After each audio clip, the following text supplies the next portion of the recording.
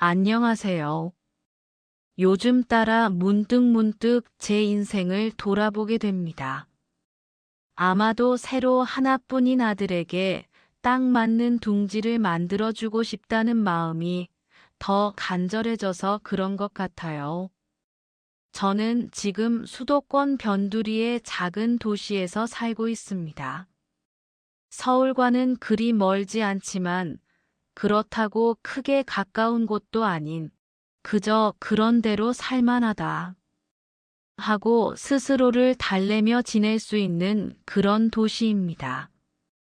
이혼이라는 긴 그림자를 뒤로하고 군 제대 후 갈피를 못 잡고 잠시 숨 돌리는 중인 아들과 방 2칸짜리 오래된 빌라 전세에서 조용히 살아가는 중입니다. 아들 말로는 잠깐 쉬는 중이라지만 사실 저는 그 안에서 아이가 얼마나 많은 마음의 여정을 거치고 있는지 알고 있습니다. 남편과의 마지막은 생각보다 담담했습니다. 사람 마음이 참 이상한 게 한번 금이 가기 시작하면 그 금이 점점 퍼져가더라고요. 처음엔 말다툼이었고 그 다음엔 욕설이었고 마지막엔 손이 올라갔습니다. 주변 사람들은 손찌검은 처음 한 번이 어렵지. 그 다음은 금방이야. 라고들 말합니다. 싫은 말이었지만 맞는 말이었습니다. 손찌검을 당한 사람은 그 순간만 아픈 게 아니라 그 다음의 모든 날들이 같은 일을 기다리는 시간처럼 느껴집니다. 그 공포를 제 아들이 겪을 필요는 없다고 생각했습니다. 그래서 나왔습니다. 무작정. 지금 생각하면 참 무섭고도 용감했습니다. 더 씁쓸한 건 헤어지자는 말에 남편이 예상 밖으로 너무 쉽게 동의했다는 점입니다. 마치 오래 기다렸다는 듯이. 그때는 그저 허탈했습니다. 나중에 들려온 소문에 의하면 남편에게 다른 여자가 있었다더군요. 신기하게도 배신감보다 먼저 든 감정은 한심함이었습니다. 그런 사람을 누군가는 새로 택했다는 사실이 안쓰러웠고 때로는 고소하기도 했습니다. 세월은 흘렀고 그 일이 거의 10년 전의 이야기가 되었지만 그때의 찬바람 같은 기억은 아직도 제가 사는 이 빌라의 북향 창문 어딘가에 남아있는 느낌입니다. 저는 지금 소규모 종이박스 공장에서 일합니다. 작은 박스를 접고 실리콘 본드를 바르고 종일 손이 끈적하고 마스크 안쪽이 먼지와 땀 냄새로 눅눅해지는 그런 공장입니다. 허리를 굽힌 채 하루를 보내고 나면 저녁에는 제 몸도 마음도 구겨진 종이장처럼 느껴질 때가 있습니다. 그래도 아들의 밥 한 숟가락이 전세금 걱정을 살짝 멀리 밀어놓을 수 있는 월급 봉투가 그 구겨진 종이를 한 번쯤 펼쳐주곤 합니다. 공장에는 나보다 2살 많은 최언니가 있습니다. 그 언니는 참 신기한 사람이에요. 돈 많은 집 사모님이면서도 심심해서 나온다고 아무렇지 않게 공장에서 땀 흘리며 일을 합니다. 지금 살고 있는 집 외에도 서울에 용인에 아파트가 있어서 월세만 해도 적지 않은 금액이 들어온다는데 굳이 나와서 힘들게 일하는 이유를 아직도 모르겠습니다. 저라면 찜질방, 마사지숍 찾아다니며 여유 있게 살 텐데 말이죠. 어쩌면 그만큼 투자라는 세계에선 외로워지는 때가 오는지도 모르죠. 돈이 많아질수록 집집마다 들리는 숨소리 같은 사람 냄새가 그리워지는 걸지도요. 언젠가 제가 물었습니다. 언니는 어떻게 그리 재테크를 잘했어요? 그랬더니 언니는 늘 하던 말처럼 태연하게 말하더군요. 비결은 정보야. 정보? 그게 어디에 있는 걸까요? 초등학생도 스마트폰을 쓴다는 세상에. 저는 인터넷 정보 하나 찾아보는 게 그렇게 어렵더라고요. 새벽 5시에 일어나 밥과 반찬을 준비하고 집안 정리하고 출근했다 퇴근하면 또 일이 기다리는데 컴퓨터 켤 시간이 어디 있겠어요. 주말에는 교회 나가랴, 모임 다니랴, 밀린 일하랴, 김치 담그랴, 더 바쁜데 말입니다.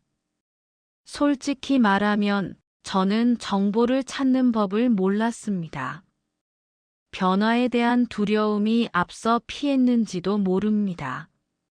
책을 펼치면 졸음이 먼저 오고 공부하려고 앉으면 불안이 먼저 몰려오고 그러다 보면 또 어느새 하루가 저물었습니다. 그러던 어느 날 공장 사람들 사이에서 소문이 들렸습니다. 최언니와 친한 김언니가 경매로 싸게 집을 낙찰받았다는 이야기. 경매, 낙찰, 싸게 돈 번다. 어떤 단어들은 사람 마음 깊숙한 곳을 찌르죠. 제가 바로 그런 사람이었습니다. 김언니에게 물었습니다.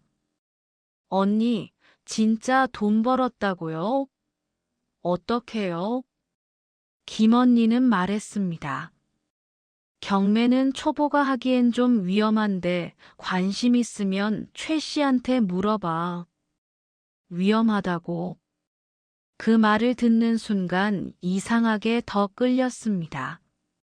위험할수록 돈이 잘 벌리는 게 아닌가. 내가 모아둔 5천만 원 크다고 할 순 없지만 내게는 큰 돈 이 돈으로 나도 투자란 것을 해볼까. 퇴근하고 돌아와 아들에게 빌라를 경매로 사면 어떨까 하고 물으니 아들이 조용히 말리더군요. 엄마, 빌라는 가격이 잘 안 올라요. 팔리지도 않는다고 하잖아요. 아파트가 좋아요. 우리 옛날에 살던 아파트 기억나죠? 그거 좋았잖아요. 누가 아파트 좋은 거 모르니. 비싸서 그렇지. 아들의 기억에 있는 그 아파트.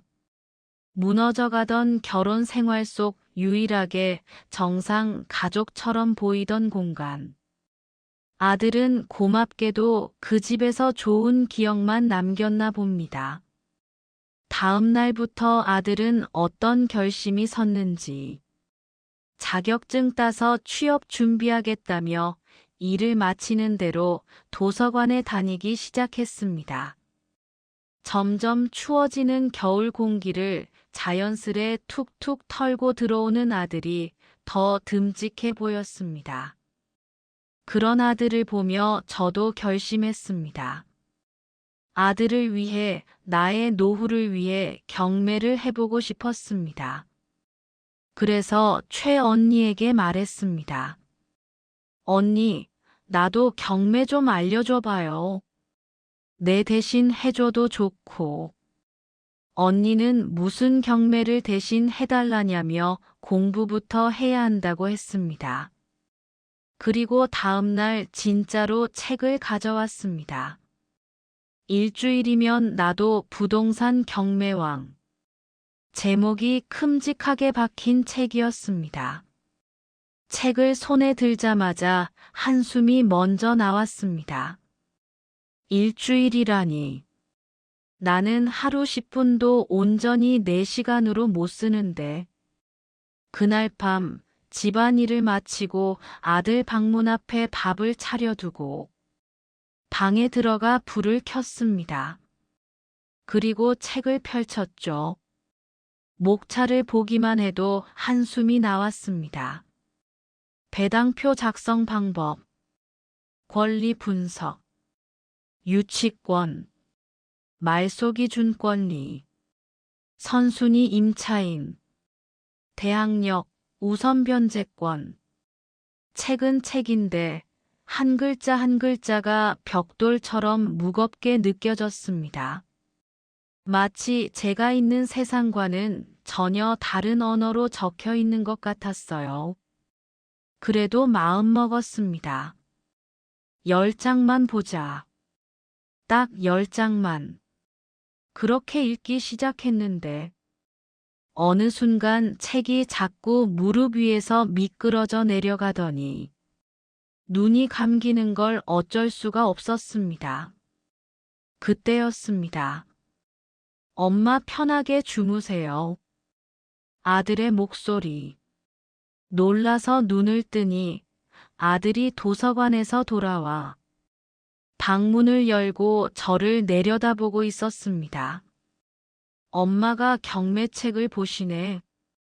아들은 엷은 미소를 띠며 말했습니다. 그 표정에는 엄마가 뭔가 해보려고 한다는 자랑스러움이 섞여 있는 것 같았어요. 그래도 엄마 건강 먼저 챙기세요. 책은 내일 또 보시면 되잖아요. 그 말에 저는 어쩐지 울컥해졌습니다. 자식이란 게 참 그래요. 가끔은 부모보다 더 부모 같고, 더 어른 같고. 아들의 그 말에 갑자기 힘이 났습니다. 그래. 더 보자. 아들 위해서라도. 아니, 나 자신을 위해서라도. 이렇게 마음이 바뀌더군요. 저는 매일 조금씩 책을 펼쳤습니다. 권리 분석이 어렵다, 배당표가 어렵다, 경매는 위험하다. 이런 말들이 여전히 머리를 어지럽혔지만 신기하게도 읽다 보면 작은 문장 한 줄이 불씨처럼 다가와 마음을 다시 일으켜 세웠습니다. 부동산 투자는 결국 자신을 알아가는 과정이다. 책의 어느 구절에 그렇게 써 있었습니다. 그 문장을 읽을 때 갑자기 이런 생각이 들었습니다. 그래, 난 지금 나를 알아가고 있는 중일지도 모른다. 아들 앞에서는 늘 강한 척하며 무너지는 모습 보여주지 않으려고 애썼지만 사실 저는 내가 뭘 할 수 있을까? 난 너무 늦은 건 아닐까? 이런 생각에 스스로를 작게 만들고 있었던 여자였습니다. 그런데 책을 읽는 동안 처음으로 나도 할 수 있을지도 모른다는 생각이 들었습니다. 읽어도 읽어도 금방 이해가 되는 건 아니었지만 신기하게도 읽을수록 내가 아무것도 모르는 세계가 조금씩 열리는 느낌이 들었습니다. 아주 작은 틈틈이 시간을 모아 책을 봤습니다. 책 속에는 사람들이 어떻게 경매로 싸게 집을 사고, 어떤 방식으로 명도를 하고, 어떤 리스크에 대비해야 하는지가 적혀 있었는데, 저는 그 이야기가 마치 다른 세계 사람들 이야기처럼 느껴졌습니다. 그 세계에 들어가고 싶었어요. 좀 더 넓은 곳, 좀 더 안전한 곳, 좀 더 희망이 있는 곳. 읽다 보면 내가 이런 걸 배운다고 뭐가 달라지나 하는 생각도 들었지만 이상하게도 포기하지 않게 되었습니다. 왜냐하면 아들이 매일 도서관에서 공부하는 모습이 제 일상의 등불 같은 존재가 되었기 때문입니다. 책을 읽으면서 자꾸 옛날 생각이 났습니다. 아무리 지우려고 해도 전 남편과 살던 그 집 생각은 버려지지 않았습니다. 남들은 아파트가 좋다, 집이 좋다, 투자 가치가 어떻다 말하지만 저한테 아파트는 그냥 도망치고 싶었던 공간이었습니다. 그런 집에서 아들이 초등학교를 마칠 때까지 얼마나 울었을지, 얼마나 견뎠을지 생각하면 지금도 가슴이 조여옵니다. 그럼에도 불구하고 아들은 말합니다. 엄마, 그때 우리 집 그래도 좋았어요. 이사 올 때마다 그 집 생각나요. 그 말이 왜 그렇게 절 울컥하게 했을까요? 아마 저는 그때의 아들이 받은 상처보다 좋았던 추억이 아들에게 남아있도록 다시 한번 더 나은 환경을 만들어주고 싶었던 것 같습니다. 그리고 저도 이제는 누구의 눈치도 보지 않는 집을 가질 수 있지 않을까 하는 욕심도 생겼습니다. 몇 날 며칠 밤을 졸음과 싸우며 책 한 권을 겨우 다 읽었습니다만 여전히 저는 어디서부터 무엇을 해야 하는지 하나도 모르겠더군요. 언젠가부터 공장에서 일하는 내내 아들이 했던 말이 귓가에서 맴돌았습니다. 빌라보단 아파트죠. 그 말 한마디가 이상하게 제 가슴을 흔들었어요. 아들은 늘 현실적이고 조용한 아이인데 그 아이 입에서 저런 말이 나왔다는 건 정말 살아보고 싶은 삶이 있었단 뜻일지도 모릅니다. 저도 그랬거든요. 남편과 살던 서울의 아파트. 그 집에서의 시간 대부분이 지옥 같았는데 이상하게도 아들은 그곳을 좋은 기억으로 가지고 있더라고요. 아이에게 그런 추억을 다시 만들어주고 싶다는 마음이 슬며시 올라왔습니다. 이번엔 폭언도 없고 손찌검도 없고 서로 눈치 보지 않아도 되는 집에서요. 그 마음이 제 등을 떠밀었습니다. 그래서 최 언니에게 털어놓았습니다. 언니, 나도 경매해보고 싶어. 이사 걱정 없이 아들하고 살 수 있는 아파트 하나. 작은 평수도 좋고. 언니는 처음엔 웃기만 했어요. 그래, 너도 그런 생각을 다 하네. 지난번 빌려준 책은 다 읽은 거야? 경매는 무작정 덤비는 게 아니야. 저는 그 말을 듣자마자 빠르게 잘라 말했습니다. 아니, 언니 사실 읽긴 했는데 더 어려운 것 같아. 난 책 봐도 모르겠어. 차라리 언니가 좀 찍어줘요. 싸게 나온 거 있으면 그냥 알려줘요. 난 진짜 언니 믿고 해볼게. 잘 되면 언니한테 정말 크게 한턱 낼게. 언니는 고개를 저었습니다. 에이, 아니야. 그건 위험해.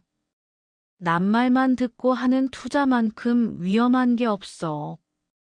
게다가 경매는 리스크도 있고 나도 많이 해본 건 아니야. 지난번 김 여사처럼 운 좋게 명도까지 깔끔하게 되는 경우는 별로 없지. 아들은 자격증 시험일이 멀지 않았다며 집에 와서까지도 공부에 매진했습니다. 아이는 미래를 준비하는 사람이 되어가고 있었습니다. 신기하게도 아들이 공부하는 모습을 보면 저도 책을 덮을 수가 없게 되었습니다. 내가 남편과 살아온 시간 때문에 인생의 다음 문을 못 열고 살았구나. 이제는 그 문을 열어보고 싶었습니다. 경매라는 세계가 아직 너무 멀고 너무 어렵고 위험할 수도 있다는 걸 잘 압니다. 그래도 마음속에서는 조용하지만 단단한 목소리가 들리고 있었습니다. 그래, 해보자. 겁나도 아들 위해서, 그리고 나 자신을 위해서 한 번쯤은 부딪혀보자. 아들에게 부탁해 도서관에서 부동산 경매책을 빌렸습니다. 경매 관련 두 번째 책이지요. 저는 책을 가볍게 쓰다듬으며 스스로에게 다짐했습니다. 정말로 경매를 할 수 있는 사람이 되어보겠다고. 저희 새로운 투자 인생이 서서히 열리는 것만 같았습니다. 며칠에 걸쳐 또 한 권의 경매책을 가까스로 읽어내긴 했습니다만, 그렇다고 해서 제가 경매를 제대로 이해하게 된 것은 아니었습니다. 책장을 덮고 나면 오히려 머릿속이 더 혼란스러워졌습니다. 이상하게도 읽으면 읽을수록 내가 무엇을 모르는지만 더 분명해지는 기분이 들었습니다. 하지만 그럼에도 불구하고 책에서 본 대로 해보려고 애를 썼습니다. 경매 정보 사이트라는 곳에 들어가 사진을 눌러보고 물건 번호를 적어보고 권리 분석이란 것도 따라 해보려 했습니다. 그러나 화면을 가득 채운 생소한 용어들은 저를 점점 더 주눅들게 만들었습니다. 선순위 임차인, 말소기 준권리, 법정지상권. 모르는 단어들 사이에서 괜히 모은 돈 날리는 건 아닐까 하는 불안이 자꾸만 고개를 들었습니다. 그러나 마음 한쪽에서는 또 이런 속삭임이 들려왔습니다. 지금 시세로 아파트를 사는 건 현실적으로 불가능해. 이렇게라도 해야 아들한테 도움이 될 거야. 그 생각 하나로 저는 스스로를 붙들고 버텼습니다. 그러던 어느 날 최언니가 들뜬 목소리로 법원에 함께 갈 일이 있다는 겁니다. 내일 내가 봐둔 소형 아파트 경매일이야. 나 휴가 냈다. 너도 하루 시간 내봐. 언니의 목소리는 언제나처럼 확신에 차 있었습니다. 전화를 끊고 나니 이상하게도 내가 정말 큰일을 앞두고 있나 하는 묘한 긴장감이 밀려왔습니다. 다음 날 저는 떨리는 마음을 안고 법원 앞에 섰습니다. 회색빛의 커다란 건물, 서로 다른 사연을 안고 온 사람들이 모여있는 그 공간은 자신도 모르게 행동을 조심하게 만드는 분위기였습니다. 멀리서 최언니가 손을 흔들었습니다. 왔어. 오늘 하나 꼭 잡아보자. 언니의 말은 언제나 제게 방향처럼 느껴졌습니다. 저는 괜스레 설레고 우쭐한 마음까지 들었습니다. 드디어 나도 경매라는 걸 하는 사람이 되는 건가. 그런 기분이 가슴을 살짝 뛰게 했습니다. 언니, 어떤 아파트예요? 사진 좀 보여주세요. 그러자 언니는 아무렇지 않다는 듯 대답했습니다. 작아. 15평 정도. 방 2개 있고 베란다가 트여 있다니까 같은 평수 다른 집보다는 조금 넓을 거야. 그 말이 귀에 들어오는 순간 머릿속이 순간 멍해졌습니다. 조용히 말을 꺼냈습니다. 언니, 저희 지금 사는 빌라도 15평이에요. 살림도 많고 아들도 있어서 조금 더 넓은 데로 가고 싶었거든요. 평수가 같으면 경매하는 의미가.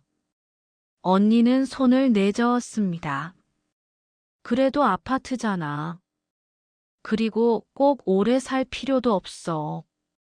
가격 오르면 팔고 큰 데로 가면 되지.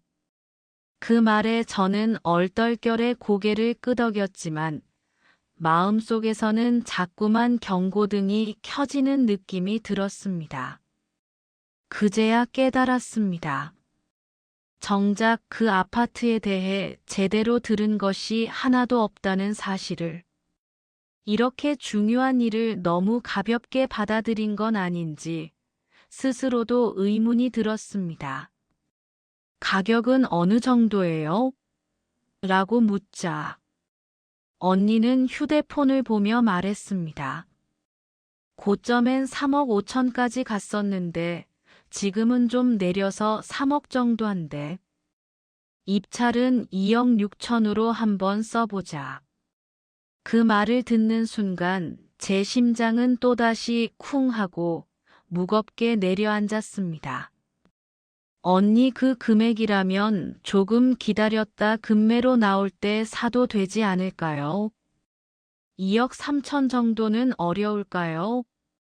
그러자 언니는 단호한 어조로 말했습니다. 아냐. 너무 낮으면 낙찰 안 돼. 적당히는 넣어야지. 금매로 나올 수 있다는 보장도 없지. 저는 고개를 끄덕였지만 마음은 점점 더 복잡해졌습니다. 비싼 것 같은데. 낙찰되면 어쩌지? 아들은 작은 아파트 싫어할 텐데. 지금이라도 말해야 하나?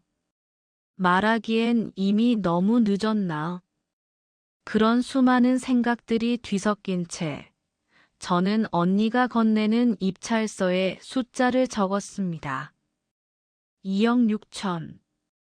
그 숫자를 쓰는 순간 제 손끝이 떨리는 것이 느껴졌습니다. 내가 지금 무슨 일을 하고 있는 거지? 그런 생각이 머릿속을 가득 채웠습니다. 주변을 둘러보니 입찰자가 많지 않았습니다. 오히려 그래서 더 불안해졌습니다. 혹시 이게 이유가 있어서 안 사는 물건은 아닐까? 그런 마음까지 올라왔습니다. 낙찰이라는 말, 그러나 기쁨은 없었습니다. 잠시 후 언니가 제 팔을 툭 치며 말했습니다. 어머, 자기야. 낙찰됐어. 그 말은 제 귀에 또렷하게 꽂혔지만 이상하게도 전혀 기쁘지가 않았습니다. 근데요, 아무래도 우리 아들이 평수가 작다고 싫어할 것 같아요. 저 안 할까 봐요. 그 말을 듣는 순간 언니의 얼굴이 굳어졌습니다. 뭐라고? 입찰표 낸 다음에 그 얘기를 하면 어떡해. 매수 신청 보증금 날리는 거야. 입찰가 쓰기 전에 말했어야지. 저는 그대로 얼어붙었습니다. 언니는 조금 격앙된 목소리로 이어 말했습니다. 책에서도 얘기했잖아. 입찰은 신중하게 하고 일단 넣으면 취소가 안 된다고. 내가 그 부분 밑줄까지 쳐놨는데 못 본 거야? 그 순간 제 시야가 어두워지는 것 같았습니다. 마치 갑자기 불이 꺼진 방에 혼자 남겨진 기분이었습니다. 숨을 들이쉬는데도 가슴이 조여들었습니다. 언니는 한 박자 늦게 목소리를 낮추었습니다. 일단 집에 가자. 매수 결정은 일주일 안에만 하면 돼. 아들하고 잘 얘기해봐. 근데 나도 괜히 미안해지네. 여기까지 와서 자기 마음이 불편했으면 말했어야지. 저는 아무 말도 하지 못했습니다. 스스로도 왜 이렇게까지 언니 말에 기대려 했는지, 왜 판단을 멈춰버렸는지 이해가 되지 않았습니다. 마치 스스로를 놓고 집 밖으로 나와버린 기분이었습니다. 집으로 돌아가는 길, 무거운 침묵. 법원 앞에서 버스를 기다리며 서 있던 그 몇 분은 참 길게 느껴졌습니다. 언니와 나란히 서 있는데도 대화가 이어지지 않았습니다. 언니가 먼저 입을 열었습니다. 아파트 정보도 더 자세히 말해줬어야 했는데 그건 미안해. 근데 너도 조금씩은 스스로 해야 해. 경매는 남의 말만 듣고 하면 안 되는 거야. 그 말이 더 마음을 아프게 했습니다. 그동안 제가 얼마나 주먹구구식으로 살았는지, 제 판단을 남에게 맡기며 살았는지 그대로 들킨 느낌이었습니다. 언니는 이어서 말했습니다. 그 아파트, 작은 것 빼면 괜찮아. 호재도 있고, 오래 살 필요는 없는 필요 거주 기간만 채우고 큰 아파트 들어가. 아들이랑도 잘 상의해보고, 잔금 지급일까지는 2주의 시간이 있고, 잔금 입금을 안 하면 낙찰가의 10%인 보증금을 날리게 된다. 버스에 올라앉았지만 창밖이 흐릿하게만 보였습니다. 저의 눈이 흐려진 건지 바람 때문인지 분간이 되지 않았습니다. 낙찰이라는 말은 분명 기쁜 단어여야 했습니다. 하지만 그날 제게는 앞이 보이지 않는 어둠 속에 갑자기 던져진 것 같은 순간이었습니다. 밤 공기가 쌀쌀하게 식어가는 시간, 아들이 현관문을 열고 들어오는 소리가 들렸습니다. 텅 빈 집에 하루 종일 울리던 고요함이 순간 깨지는 느낌이었습니다. 저는 작은 주방에서 미리 데워둔 국을 다시 불 위에 올리며 아들의 걸음소리에 귀를 기울였습니다. 엄마 다녀왔어요. 익숙한 그 한마디가 이상하게 그날따라 더 따뜻하게 들렸습니다. 저는 느릿하게 고개를 돌려 아들의 얼굴을 바라보았습니다. 하루 종일 일하고 온 사람 특유의 피곤함이 얼굴에 묻어 있었지만 그래도 늘 그렇듯 저를 보면 살짝 웃어주는 그 표정은 변함이 없었습니다. 밥 먹어. 오늘은 미역국이야. 엄마가 만들어준 거면 뭐든 좋아요. 그 말에 저는 괜히 울컥했습니다.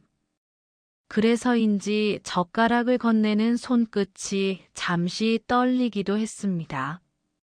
제 감정을 들킬까 서둘러 밥상을 정리하는 척했지만 아들은 이상하게 그 작은 떨림마저 다 느끼는 사람처럼 조용히 저를 바라봤습니다.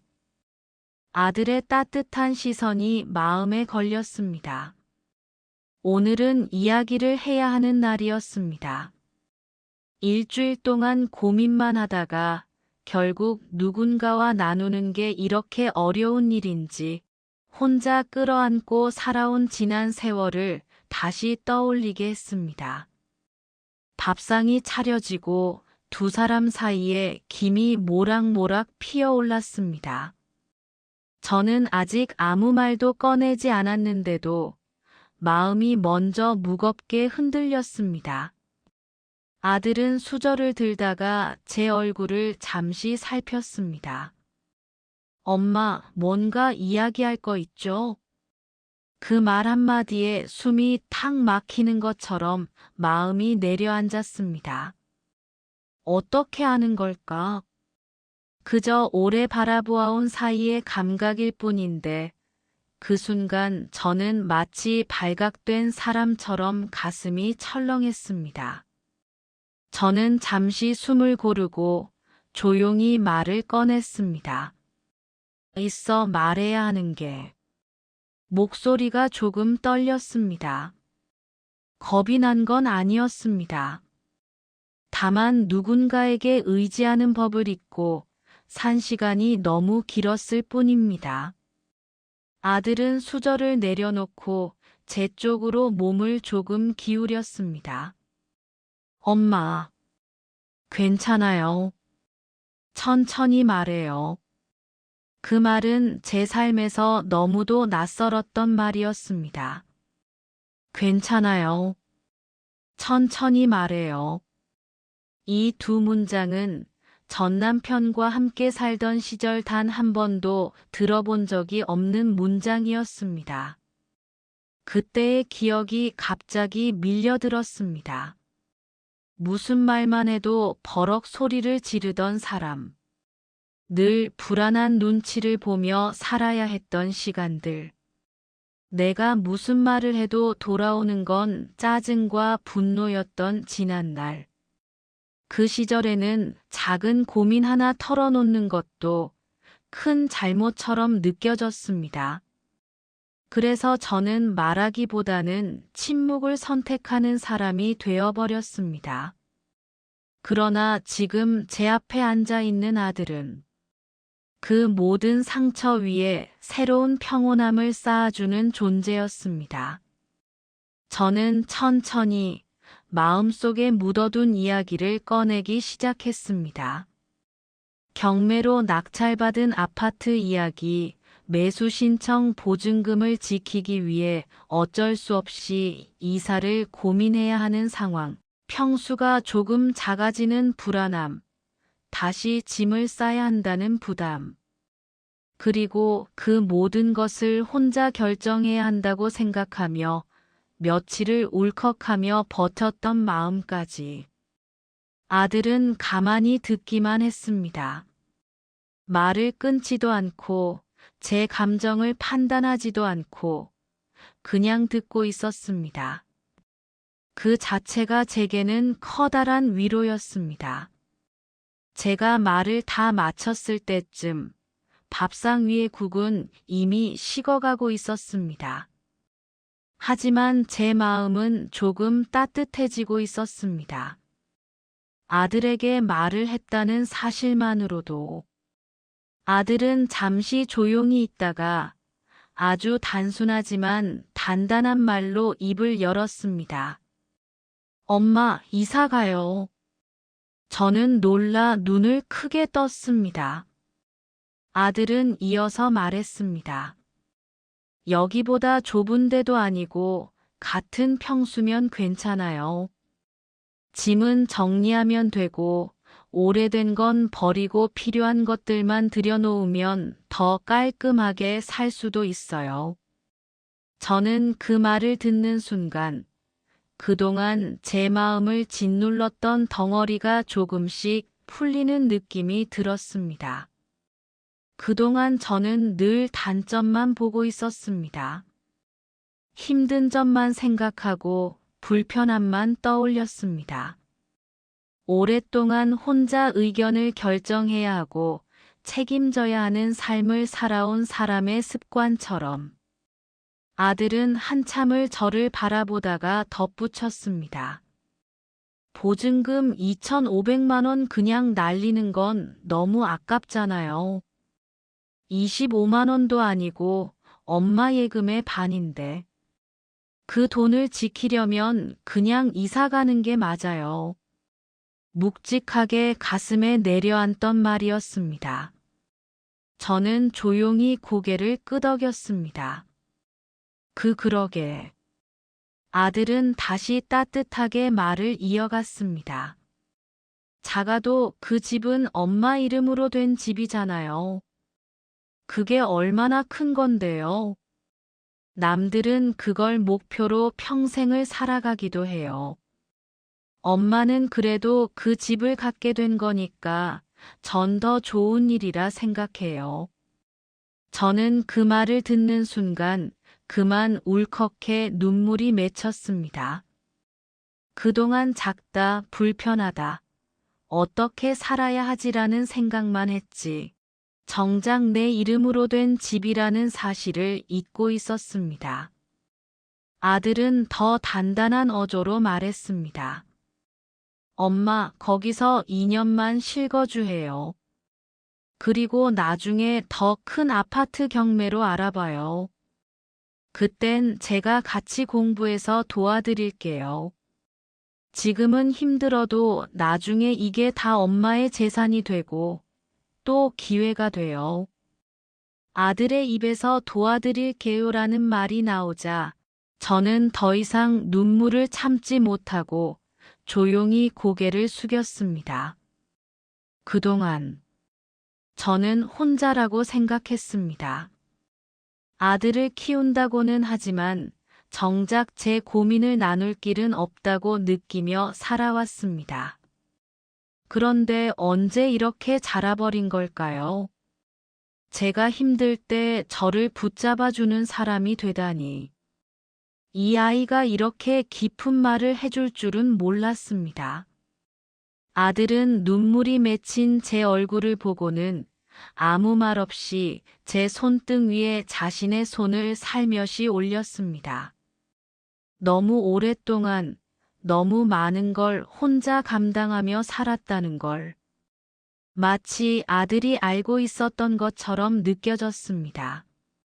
그날 밤 아들이 방에 들어간 뒤에도 저는 혼자 늦게까지 식탁 앞에 앉아 있었습니다.